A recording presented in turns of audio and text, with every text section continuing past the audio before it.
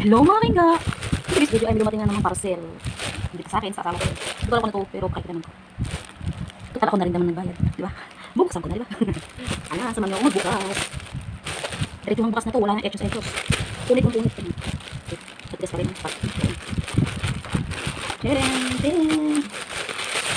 Oh, what is this? Ayun. Ayun. Aking bag, mula sa akin.